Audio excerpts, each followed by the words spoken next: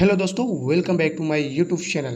Friends, आज मैं लेकर आया हूं आप सभी के लिए टॉप 25 क्वेश्चंस जो कि ग्रुप डी के लिए बहुत ही इंपॉर्टेंट क्वेश्चंस होने वाले हैं। जितने भी क्वेश्चंस हैं 25 के 25 सब साइंस के क्वेश्चंस हैं और बहुत ही इंपॉर्टेंट क्वेश्चंस हैं। चलिए देखते हैं आज का प्रश्न। देखिए, पहला प्रश्न है दोस्तों। क्वेश्चंस देखने से पहले मैं आप सभी को एक बात बताना चाहूँगा। अगर आपको और भी क्लास देखना है तो आप लोग प्लेलिस्ट में जाइए, वहाँ पर आप लोग जो है क्लास देख सकते हैं, ठीक है, प्रैक्टिस कर सकते हैं। देखिए, पहला क्वेश्चन है, कार के स्टीयरिंग में शामिल है। आपको बताना है इसका राइट ऑप्शन क्या होगा। तो इसका राइट ऑप्शन होगा ऑप्शन सी, दो बल जो अलग अलग रेखाओं लाइनों पर तथा विपरीत दिशाओं में कार्य करते हैं, ठीक है। कार के स्टीयरिंग में शामिल है, ऑप्शन आपको देखकर बताना पड़ेगा। देखिए, तो इसका राइट ऑप्शन होगा दो बल जो अलग अलग रेखाओं पर तथा विपरीत दिशाओं में कार्य करते हैं। तो इसका जो है राइट आंसर सी होगा, ठीक है। आगे देखते हैं। क्वेश्चन बहुत ही इंपॉर्टेंट है, जो अक्सर पूछे जाते हैं क्वेश्चंस, वही क्वेश्चन है ये सब। आपको जो है ग्रुप डी में जरूर देखने को मिलेगा। देखिए, क्वेश्चन नंबर दूसरा है, शून्य में स्वतंत्र रूप से गिरने वाली वस्तुओं का आपको बताना है वस्तुओं का क्या प्रभाव मतलब पड़ता है। तो इसका जो है आपको राइट आंसर बताना है। तो देखिए, इसका राइट ऑप्शन होगा ऑप्शन सी, समान त्वरण होता है, ठीक है। जब शून्य में स्वतंत्र रूप से गिरने वाली वस्तुओं का समान त्वरण होता है, आपको याद रखना है, इंपॉर्टेंट क्वेश्चन है। देखिए आगे,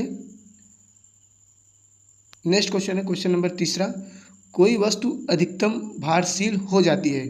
दोस्तों, भारशील हो जाती है, तो इसका राइट ऑप्शन आपको बताना है। तो किसमें जो है अधिकतम भारशील हो जाती है। तो इसका राइट ऑप्शन होगा ऑप्शन डी, निर्वात में। चलिए आगे देखते हैं नेक्स्ट क्वेश्चन। क्वेश्चन नंबर 4, यदि किसी गेंद को ऊर्ध्वाधर रूप से ऊपर फेंका जाए तो गुरुत्वीय त्वरण क्या होगा या क्या प्रभाव पड़ेगा, आपको बताना है इसका राइट ऑप्शन। तो इसका राइट ऑप्शन होगा ऑप्शन ए, गेंद की गति विपरीत दिशा में होगा, ठीक है। गेंद की गति विपरीत दिशा में होगा। कब होगा, जब यदि किसी गेंद को ऊर्ध्वाधर रूप से ऊपर फेंका जाए तो गुरुत्वीय त्वरण गेंद की गति से विपरीत दिशा में होगा। इंपॉर्टेंट है, आपको याद रखना है। चलिए आगे देखते हैं। देखिए, क्वेश्चन नंबर 5, एक चलती हुई कार और एक रेल इंजन दोनों में समान गतिज ऊर्जा है, किसका संवेग ज़्यादा होगा। तो आपको बताना है इसका राइट ऑप्शन। तो इसका राइट ऑप्शन होगा ऑप्शन बी, रेल इंजन का। चलिए आगे देखते हैं। क्वेश्चन नंबर 6, पृथ्वी के भ्रमण की गति है, बताना है आपको इसका राइट ऑप्शन। तो इसका राइट ऑप्शन होगा ऑप्शन ए, 28 किमी प्रति मिनट। चलिए नेक्स्ट क्वेश्चन देखते हैं। नेक्स्ट क्वेश्चन है क्वेश्चन नंबर 7, आवेग माप है, बताना है आवेग किसका माप है। तो फटाफट बताइए। तो इसका राइट ऑप्शन होगा ऑप्शन बी, गति की प्रमात्रा का माप, ठीक है। गति की प्रमात्रा का माप। चलिए आगे देखते हैं। नेक्स्ट क्वेश्चन है क्वेश्चन नंबर 8, एक हॉर्स पावर का मान किसके बराबर होता है, आपको बताना है इसका राइट ऑप्शन। तो इसका राइट ऑप्शन क्या होगा, फटाफट बताइए। इसका राइट ऑप्शन होगा ऑप्शन सी, 746 वाट। आगे देखते हैं। नेक्स्ट क्वेश्चन है क्वेश्चन नंबर 9, रॉकेट किस की हुई सिद्धांत पर कार्य करता है। रॉकेट, ये दोस्तों इसको मैं थोड़ा टाइपिंग गड़बड़ है। देखिए, रॉकेट किस सिद्धांत पर कार्य करता है, क्वेश्चन ये है, आपको बताना है इसका राइट ऑप्शन। तो इसका राइट ऑप्शन होगा ऑप्शन डी, समवेग संरक्षण, ठीक है। समवेग संरक्षण पर कार्य करता है। आगे देखते हैं। क्वेश्चन नंबर 10, किस प्रकार के रेल इंजन की दक्षता सर्वाधिक होती है, आपको बताना है इसका राइट ऑप्शन। तो फटाफट बताइए। इसका राइट ऑप्शन होगा ऑप्शन सी, विद्युत रेल इंजन की, ठीक है। आगे चलते हैं। नेक्स्ट क्वेश्चन है क्वेश्चन नंबर 11, रॉकेट की गति पर निम्नलिखित में से कौन सा संरक्षण सिद्धांत लागू होता है, आपको बताना है इसका राइट ऑप्शन। तो इसका राइट ऑप्शन होगा ऑप्शन सी, संवेग का संरक्षण। ये क्वेश्चन शायद दोबारा आ गया है, कोई बात नहीं है, ये क्वेश्चन रिपीट हो गया है, तो एक बार हम लोग फिर से देख लिए, इसमें कोई प्रॉब्लम की बात नहीं है। चलिए आगे देखते हैं। क्वेश्चन नंबर 12, वेग को यदि दुगुना कर दिया जाए तो संवेग पर क्या प्रभाव पड़ेगा, बताना है, इंपॉर्टेंट क्वेश्चन है। आप कौन सा इसका राइट ऑप्शन होगा। तो इसका राइट ऑप्शन होगा ऑप्शन ए, दुगुना हो जाएगा। चलिए आगे देखते हैं। क्वेश्चन नंबर 13, वर्षा की बूंदें गोलाकार होती हैं क्योंकि, बताना है ऑप्शन आपको देखकर। इसका राइट ऑप्शन होगा ऑप्शन सी, जल में पृष्ठ तनाव होता है। ठीक है, वर्षा की बूंदें गोलाकार होती हैं क्योंकि जल में पृष्ठ तनाव होता है। चलिए आगे देखते हैं। क्वेश्चन नंबर 14 है, वायु दाब मापी की रीडिंग में अचानक गिरावट इस बात का संकेत है कि मौसम, इसका क्वेश्चन का मतलब ये दोस्तों, वायु दाब मापी जो यंत्र होता है उसमें अचानक रीडिंग गिर जाती है तो उसका मतलब क्या संकेत होता है, मौसम के प्रतीक क्या संकेत होता है। तो इसका राइट ऑप्शन आपको बताना है। तो इसका राइट ऑप्शन होगा ऑप्शन डी, तूफानी होना। ठीक है, तूफान होना। तो इसका राइट ऑप्शन होगा ऑप्शन डी। चलिए आगे देखते हैं। देखिए 15 नंबर, जब कुएं से पानी की बाल्टी ऊपर, देखिए जब कुएं से पानी की बाल्टी को ऊपर खींचते हैं तो हमें महसूस होता है कि बाल्टी, आपको बताना है ऑप्शन, इसका राइट ऑप्शन। तो इसका राइट ऑप्शन होगा ऑप्शन ए, पानी की सतह से ऊपर भारी हो गई है। ठीक है, जब कुएं से पानी की बाल्टी ऊपर खींचते हैं तो हमें महसूस होता है कि पानी की सतह से ऊपर भारी हो गई है। क्या भारी हो गई? बाल्टी। ठीक है, नेक्स्ट क्वेश्चन देखते हैं दोस्तों, इंपॉर्टेंट क्वेश्चन है ये सब, आपको थोड़ा ध्यान से देखना होगा। देखिए क्वेश्चन नंबर 16, जब किसी झील की तली से उठकर वायु बुलबुला ऊपरी सतह तक आएगा तो उसका आकार क्या होगा, बताना है आपको। तो इसका राइट ऑप्शन होगा ऑप्शन ए, बढ़ जाएगा। इसको मैं एक बार क्वेश्चन को अच्छे से पढ़ता हूँ। ठीक है, देखिए जब किसी झील की तली से उठकर वायु बुलबुला ऊपरी सतह तक आ जाएगा तो उसका आकार बढ़ जाएगा। ठीक, चलिए आगे देखते हैं।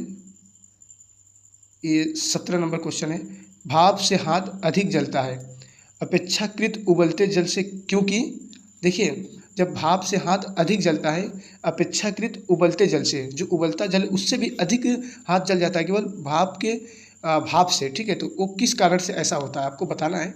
तो इसका ऑप्शन होगा ए सही, भाप में गुप्त ऊष्मा होती है। ठीक है, इसी वजह से भाप से बहुत जल्दी जो है हाथ जलता है। किससे जो है, उबलते जल से भी जल्दी जो है भाप से जो है हाथ जलता है। ये बात आपको ध्यान रखना है। चलिए आगे देखते हैं। क्वेश्चन नंबर 18 है, प्रेशर कुकर में खाना जल्दी पकता है। दोस्तों पकता है क्योंकि, ये थोड़ा टाइपिंग गड़बड़ है, पकाता लिख गया है, हो गया ये भी ठीक है। प्रेशर कुकर में खाना जल्दी पकाता है या पकता है, एक ही बात है। क्योंकि अब बताना है आपको किस कारण से जो है ऐसा होता है।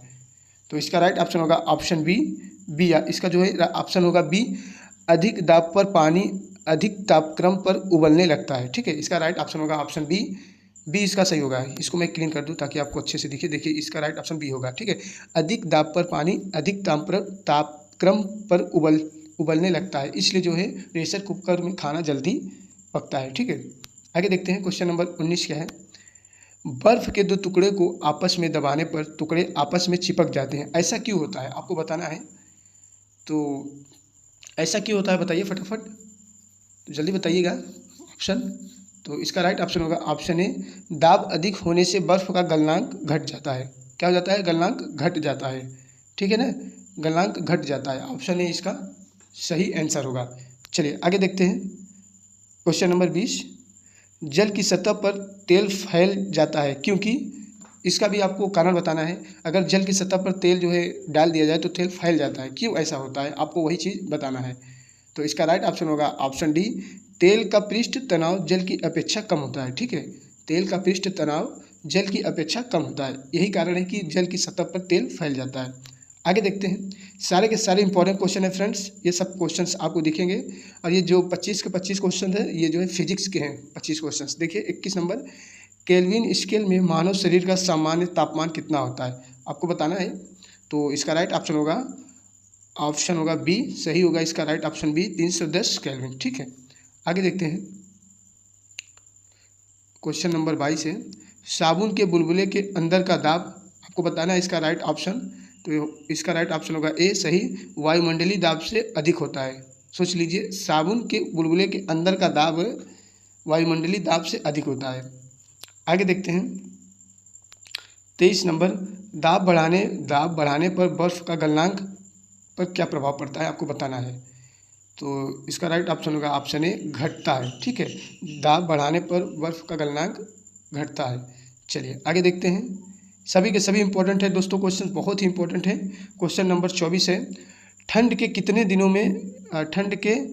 दिनों में लोहे के गुटके और लकड़ी के गुटके को प्रातःकाल छुए तो लोहे का गुटका ठंडा लगता है? क्योंकि आपको बताना है ऐसा क्यों होता है।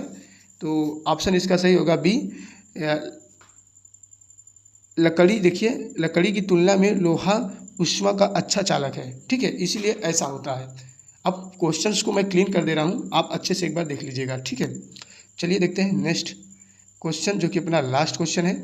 Question number 25। एक स्वस्थ मनुष्य के शरीर का ताप होता है, कितना होता है आपको बताना है। तो इसका राइट ऑप्शन होगा ऑप्शन ए 37 डिग्री सेल्सियस। ये जो है इसका राइट ऑप्शन होगा, ऑप्शन ए। तो फ्रेंड्स हम लोग जो है 25 क्वेश्चंस को कंप्लीट कर चुके हैं और बहुत ही जो है इम्पॉर्टेंट क्वेश्चंस हैं। आप प्रैक्टिस से जुड़े रहिए, आपका जो है फिजिक्स, केमिस्ट्री, बायोलॉजी तीनों से जो है क्वेश्चंस आपके कंप्लीट करा दिए जाएंगे और बहुत ही बेहतरीन तरीके से आप अच्छा जो है स्कोर कर पाएंगे साइंस में, रेलवे ग्रुप डी में। चलिए मिलते हैं नेक्स्ट क्लास में। जय हिंद।